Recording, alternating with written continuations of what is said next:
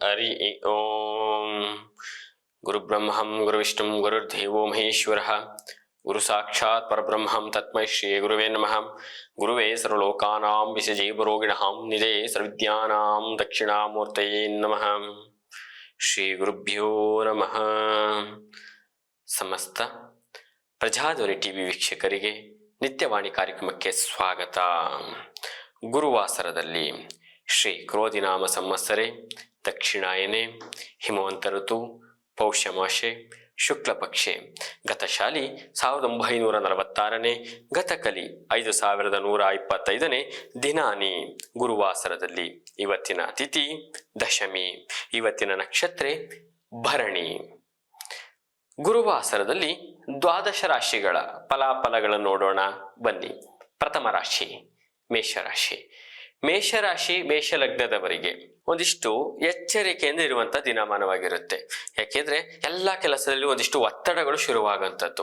ನಾನು ಈ ರೀತಿ ಆಗೋದ್ನ ಒಂದಿಷ್ಟು ನಾನು ತುಂಬಾ ಡಲ್ ಆಗ್ಬಿಟ್ನ ಅನ್ನುವಂತಹ ಒಂದಿಷ್ಟು ದುಃಖ ದುಮ್ಮಾನಗಳು ಉಂಟಾಗುವಂಥದ್ದು. ಕುಟುಂಬದಲ್ಲಿ ಒಂದಿಷ್ಟು ಅನುಮಾನಾಸ್ಪದವಾಗಿ ನಿಮ್ಗೆ ಚುಚ್ಚಿ ಮಾತಾಡುವಂತ ದಿನಮಾನವಾಗಿರುತ್ತೆ. ಉದ್ಯೋಗ ಸ್ಥಳದಲ್ಲಿ ಮೇಲಧಿಕಾರಿಗಳಿಗೆ ಒಂದಿಷ್ಟು ಕಿರುಕುಳಗಳು ಶುರುವಾಗುವಂಥದ್ದು. ನಿನ್ನೆ ತುಂಬಾ ಚೆನ್ನಾಗಿದ್ರು, ಇವತ್ತು ಯಾಕೆ ಈ ರೀತಿ ಮಾತಾಡ್ತಾ ಇದ್ದಾರೆ ಅಂತ ಒಂದಿಷ್ಟು ಕ್ವಶನ್ ಮಾರ್ಕ್ಗಳಾಗಿರ್ಬಹುದು. ಸ್ವಬುದ್ಧಿಂಪರಂಚ ಇವಂ ದುರ್ಬುದ್ಧಿ ವಿನಾಶಕ ಅಂತ ನಿಮ್ಮನ್ನ ಎಲ್ಲ ನೋಡಿದ್ರೆ ಬೇರೆ ರೀತಿ ನೋಡುವಂತ ದಿನಮಾನ ಅಂತ ಹೇಳುವಂಥದ್ದು. ಜೊತೆಗೆ ನಿಮಗೆ ವಿಶೇಷ ಹಣಕಾಸು ವಿಚಾರಗಳಲ್ಲಿ ಒಂದಿಷ್ಟು ಎಚ್ಚರಿಕೆಯಿಂದ ಇರತಕ್ಕದ್ದು. ನಿಮಗೆ ಮತ್ತೆ ಇವತ್ತು ಕೊಡಪ್ಪ, ಇವತ್ತು ಈಗ ಮುಗಿಸ್ಕೊಬಿಡ್ತೀನಿ ಇವತ್ತು ಕೆಲಸಗಳನ್ನ ಅಂತ ನಿಮಗೆ ಒಂದಿಷ್ಟು ಸಿಂಪತಿ ಮಾಡಿ ತಗೊಂಡೋದ್ರೆ ತುಂಬಾ ದಿನಗಳ ಕಾಲ ಬರೋದಿಲ್ಲ. ದಯವಿಟ್ಟು ಯಾವುದೇ ವಿಚಾರದಲ್ಲೂ ಹಣಕಾಸುಗಳನ್ನ ಕೊಡೋದಾಗಿರ್ಲಿ, ಒಂದಿಷ್ಟು ಅದಕ್ಕೆ ಘರ್ಷಣೆ ಮಾಡ್ಕೊಡೋದಾಗಿರ್ಲಿ, ಕೊಟ್ಟಿರೋದು ಇಸ್ಕೋಬೇಕಾದ್ರೆ ಒಂದಿಷ್ಟು ತರ್ಕ ಮಾಡೋದಾಗಿರ್ಲಿ ಒಳಿತಲ್ಲ. ಸುಮ್ಮನೆ ಬೆಣ್ಣೆಯಲ್ಲಿ ಕೂದಲು ತೆಗ್ದಾಗೆ ಕೆಲಸ ಮಾಡ್ಕೋಬೇಕಾಗತ್ತೆ. ಯಾವ್ರಿಗೂ ಕೋಪ ಸಿಟ್ಟುಗಳನ್ನ ಬಿಡಬೇಕಾಗತ್ತೆ. ವಿದ್ಯಾರ್ಥಿಗಳಿಗೆ ಉತ್ತಮ ದಿನ ಅಂತಾನೆ ಹೇಳುವಂಥದ್ದು. ಜೊತೆಗೆ ವಿವಾಹ ಮಾಡ್ಕೋಬೇಕು ಅನ್ನುವಂತಹ ಕುಟುಂಬದಲ್ಲಿ ಮಾತುಕತೆಗಳು, ಮಂಗಳಕರ ಮಾತುಕತೆಗಳು ನಡೆಯುವಂತ ದಿನಮಾನ ಅಂತಾನೆ ಹೇಳುವಂಥದ್ದು. ಮೇಷರಾಶಿಯವರಿಗೆ ಶುಭ ಸಂಖ್ಯೆ ಬಂದು 1, ಶುಭವರ್ಣ ಬಂದು ಕೆಂಪು. ಪರಿಹಾರವಾಗಿ ಶ್ರೀ ಗುರು ರಾಘವೇಂದ್ರರ ಆರಾಧನೆ ಒಳಿತು. ಮುಂದಿನ ರಾಶಿ ವೃಷಭ. ವೃಷಭ ರಾಶಿ ವೃಷಭ ಲಗ್ನದವರಿಗೆ ಫಲಾಫಲಗಳ ಜೊತೆಗೆ ನಿಮ್ಗೊಂದಿಷ್ಟು ಸಂತಸಮಯ ದಿನ ಅಂತ ಹೇಳುವಂಥದ್ದು. ನೀವು ಅನ್ಕೊಂಡೋದಕ್ಕಿಂತ ಎಕ್ಸ್ಪೆಕ್ಟ್ ಜಾಸ್ತಿ ನಿಮಗೆ ಸಂತೋಷ ಖುಷಿ ಆಗುವಂಥದ್ದು. ಜೊತೆಗೆ ಖುಷಿಯ ಜೊತೆಗೆ ನಿಮಗೆ ಒಂದಿಷ್ಟು ಒತ್ತಡಗಳು, ಇಷ್ಟು ಕೆಲಸ ಮಾಡಿದ್ರೆ ನಿಮ್ಗಿಷ್ಟು ಒಂದಿಷ್ಟು ಸಮಾಧಾನ ಸಿಗುವಂಥದ್ದು. ಇದಕ್ಕೆ ಏನ್ ಮಾಡ್ತೀರಿ ಅಂದಾಗ ಹಾರ್ಡ್ ವರ್ಕ್ ಜಾಸ್ತಿ ಮಾಡಿ ಆರೋಗ್ಯದ ಕಡೆ ಕೆಡಿಸ್ಕೊಳ್ಳುವಂಥ ದಿನಮಾನವಾಗಿರುತ್ತೆ. ರೈತಾಪಿ ವರ್ಗದವರಿಗೆ, ಉದ್ಯೋಗಸ್ಥರಿಗೆ ಎಚ್ಚರಿಕೆಯಿಂದ ಇರಬೇಕು. ಇವತ್ತು ಎಷ್ಟಾಗ ಸಾಧ್ಯವಾದಷ್ಟು ಮಾಡಿ ನಾಳೆ ಮಾಡ್ಕೊಳ್ಳಿ. ಒಂದೇ ದಿನ ಮಾಡುವಂತಹ ಒಂದಿಷ್ಟು ಸಮಸ್ಯೆಗೆ ಸಿಕ್ಕಾಕೊಳ್ಳಬೇಡಿ. ವಿದ್ಯಾರ್ಥಿಗಳಲ್ಲಿ, ಜೊತೆಗೆ ಉದ್ಯೋಗ ಅರಸುತ್ತಿರುವಂಥವರಿಗೆ, ಜೊತೆಗೆ ಮಕ್ಕಳಿಲ್ಲ ಅನ್ನುವಂಥವ್ರಿಗೆ ಶುಭ ಸುದ್ದಿಯನ್ನು ನೋಡುವಂಥದ್ದು. ವೃಷಭ ರಾಶಿಯವರಿಗೆ ಶುಭ ಸಂಖ್ಯೆ ಬಂದು 6, ಶುಭವರ್ಣ ಬಂದು ಕೇಸರಿ. ಪರಿಹಾರವಾಗಿ ಶ್ರೀ ಗುರು ರಾಘವೇಂದ್ರರ ಅಷ್ಟೋತ್ತರ ಪಠನ ಒಳಿತು. ಮುಂದಿನ ರಾಶಿ ಮಿಥುನ. ಮಿಥುನ ರಾಶಿ ಮಿಥುನ ಲಗ್ನದವರಿಗೆ ವಿಶೇಷವಾಗಿ ಇವತ್ತಿನ ಕಾಲಮಾನ ಘಟ್ಟದಲ್ಲಿ, ಗುರುವಾಸರದ ಕಾಲಮಾನ ಘಟ್ಟದಲ್ಲಿ ಒಂದಿಷ್ಟು ಅತ್ಯದ್ಭುತವಾದಂತಹ ಬಾಲ್ಯ ಸ್ನೇಹಿತರ ಭೇಟಿಯೊಂದಿಗೆ ನೂತನ ವಿಚಾರಗಳನ್ನ, ಒಂದಿಷ್ಟು ಸಮಯಗಳು ವೇಸ್ಟ್ ಮಾಡಿದ್ರು ನಿಮ್ಗೆ ಕಲಿಯುವಂತಹ ಕಲಿಕೆ ದಿನ ಅಂತ ಹೇಳುವಂಥದ್ದು. ಜೊತೆಗೆ ಹೊಸ ಹೂಡಿಕೆಗಳಿಗೆ ವಿಶೇಷವಾದ ಲಾಭಗಳನ್ನು ನೋಡಬಹುದು. ರಿಯಲ್ ಎಸ್ಟೇಟ್ ಮಾಡುವಂಥವರಿಗೆ, ಕಂಪ್ಯೂಟರ್ ಒಂದಿಷ್ಟು ವರ್ಕರ್ಸ್ಗಳಿಗೆ, ಜೊತೆಗೆ ಆಟೋಮೊಬೈಲ್ ಅಲ್ಲಿ ಇರುವಂಥವರಿಗೆ, ಚಿನ್ನದ ವ್ಯಾಪಾರಿಗಳಿಗೆ ಒಂದಿಷ್ಟು ನಿಮ್ಮ ಶ್ರಮತೆಗೆ ತಕ್ಕಂತೆ ಫಲಗಳು ದೊರಕುವಂತ ದಿನಮಾನವಾಗಿರುತ್ತೆ.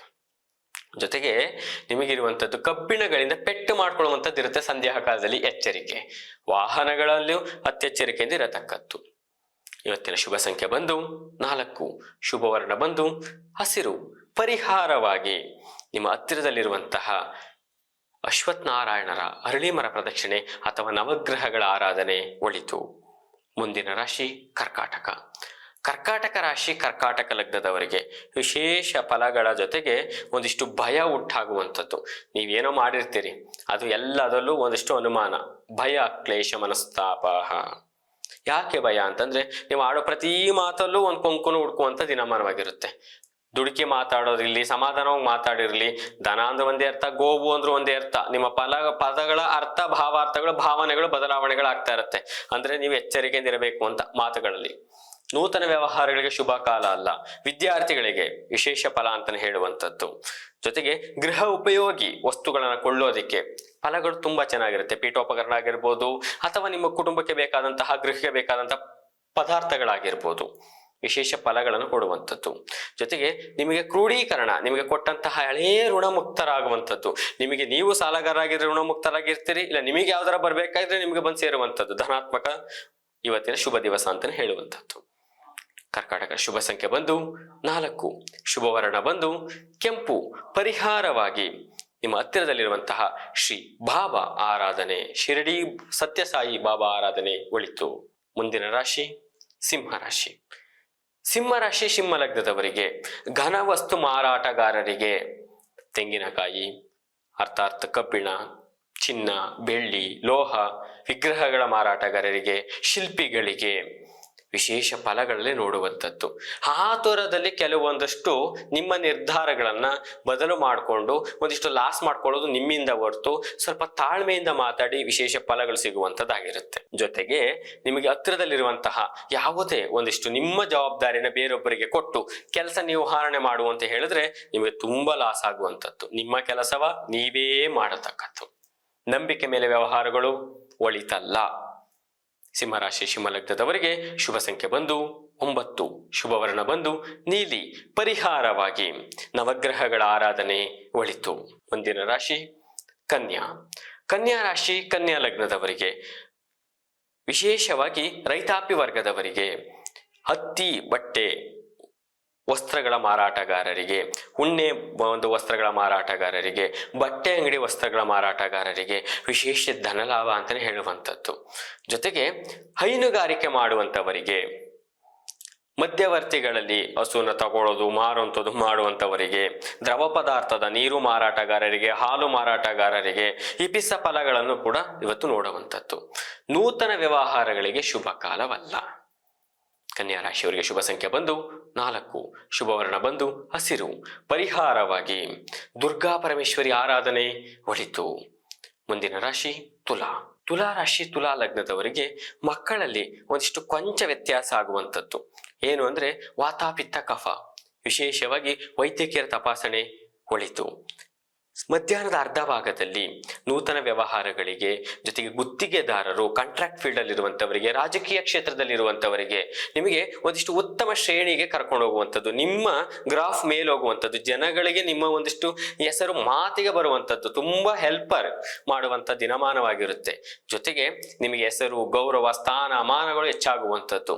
ಹಾಗಾಗಿ ಅದನ್ನ ಮಾತುಗಳಿಂದ ವಿರೋಧ ಕಟ್ಕೋಬೇಡಿ. ನಿಮ್ಮ ಸ್ನೇಹಪರಾಗಿರ್ಬೋದು, ಕುಟುಂಬಸ್ಥರಾಗಿರ್ಬೋದು, ನಿಮ್ಗೆ ಮಿತ್ರರು, ಶತ್ರುಗಳು ಎಲ್ಲರನ್ನು ಏಕ ಮನಸ್ಥಿತಿಯಲ್ಲಿ ನೋಡೋದ್ರಿಂದ ನಿಮಗೆ ಭವಿಷ್ಯ ತುಂಬಾ ಚೆನ್ನಾಗಿರುವಂಥದ್ದು, ಗೌರವ ಸಿಗುವಂಥದ್ದು. ಇವತ್ತಿನ ಶುಭ ಸಂಖ್ಯೆ ಬಂದು 4, ಶುಭ ವರ್ಣ ಬಂದು ಶ್ವೇತವರ್ಣ. ಪರಿಹಾರವಾಗಿ ತ್ರಯಂಬಕೇಶ್ವರ ಆರಾಧನೆ ಒಳಿತು. ಮುಂದಿನ ರಾಶಿ ವೃಶ್ಚಿಕ. ವೃಶ್ಚಿಕ ರಾಶಿ ವೃಶ್ಚಿಕ ಲಗ್ನದವರಿಗೆ ವಿಶೇಷವಾಗಿ ದೇವಾಲಯಗಳ ದರ್ಶನ. ನೀವು ಎಷ್ಟೋ ದಿನದಿಂದ ಅನ್ಕೊಂಡಿರ್ತೀರಿ, ಹಠಾತ್ ಹೋಗುವಂಥದ್ದು ದೇವಾಲಯಗಳ ದರ್ಶನ ಮಾಡುವಂಥ ದಿನಮಾನವಾಗಿರುತ್ತೆ. ಜೊತೆಗೆ ತೀರ್ಥ ಪ್ರಸಾದ ಸೇವನೆಯಿಂದ ಒಂದಿಷ್ಟು ನಿಮಗೆ ಮನಸ್ಸಿಗೆ ಸಂತೋಷ, ಜೊತೆಗೆ ಇರುವಂತಹ ಒಂದಿಷ್ಟು ಅಸಮಾಧಾನಗಳು, ನೆಗೆಟಿವ್ಸ್ ಜಾಸ್ತಿ ಹೊರಗಡೆ ಹೋಗುವಂಥದ್ದು.